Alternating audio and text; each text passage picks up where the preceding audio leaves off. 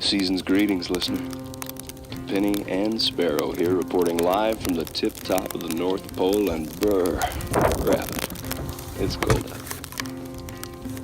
Anywho, you and your loved ones looking to out-weasel that tundra-like chill in the air? Well, we have a few festive suggestions. Why don't you go ahead and pour yourself a steamy chalice of hot wassail? Stretch out your limbs in front of that roasted chestnut-scented fire, and finally, rustle up some of your favorite Christmas cohorts and join us in a little song.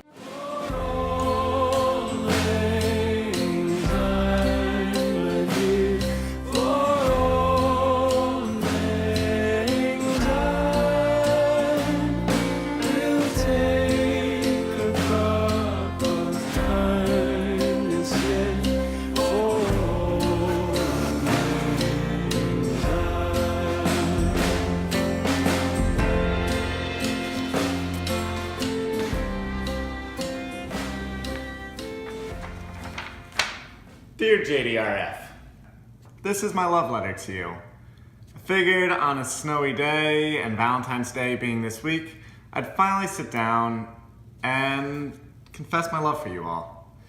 You see, when I was first diagnosed at the age of 16, you guys were there.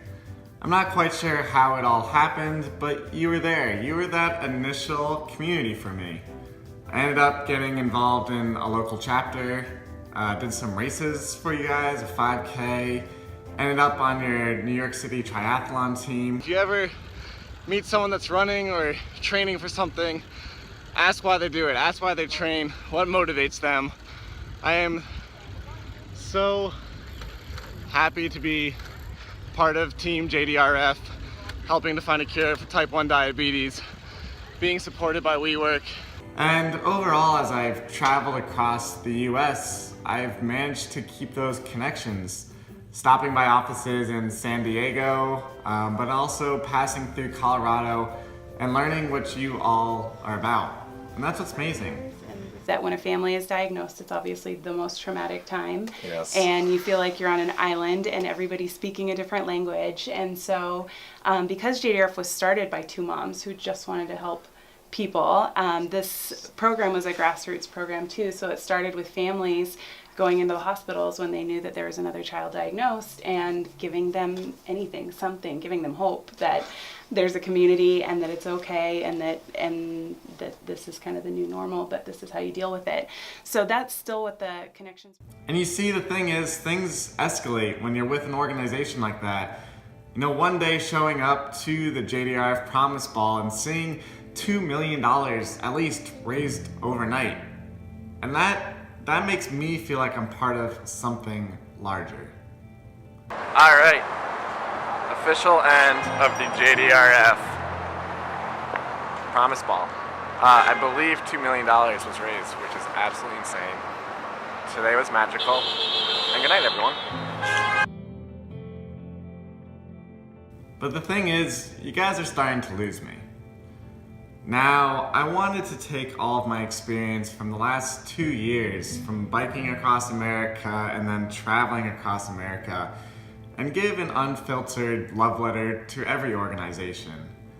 And there's a few thoughts I have for JDRF, and that's, you're losing me, my generation. At least that's what I've observed. We want something exciting, and it kind of feels like JDRF is status quo. Is he just gonna be awkwardly on the side, or like? Yeah, I was gonna lay down across us. Yeah, see, I think that's more. That's definitely Now that's starting to slowly change, showing up to like the Young Leaders Council in New York and doing a bike ride for them, but I think it's a larger issue. You see, JDRF promotes itself as the organization for a cure.